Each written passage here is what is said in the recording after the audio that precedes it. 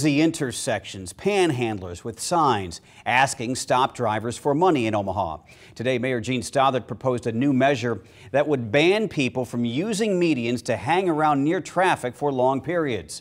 Reporter Megan Hahn is live with details and the fallout. Megan. The ordinance will be on the City Council agenda for a first reading October 3rd, and it will apply to certain intersections that fit certain criteria. Those within 200 feet of high traffic intersections have posted speed limits of 30 miles per hour or higher and are less than 6 feet wide. Car after car. A blur of fast-moving traffic. It's a danger panhandler Kevin Lindbergh encounters every day. We're broke and we ain't got no money and they can't get a job, so we gotta do what we gotta do.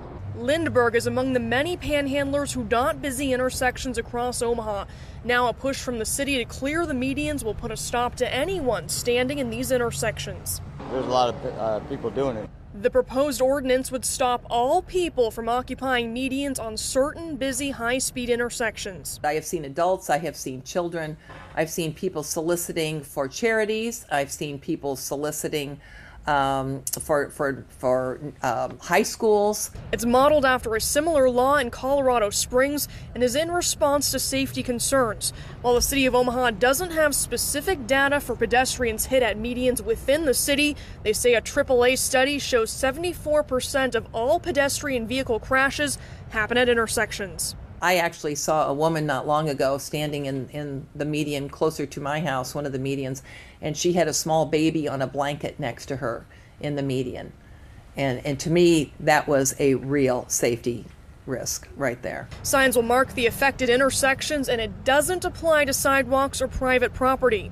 I ain't gonna make no money if I'm staying on the corner. I mean, that's 95% of my money comes from the driver, so I mean, you gotta be on the driver's side. Those who violate the ordinance face a fine. Lindbergh says it's a risk he's willing to take. I take a risk every day being homeless, you know. I mean, it's hard enough being out here, you know.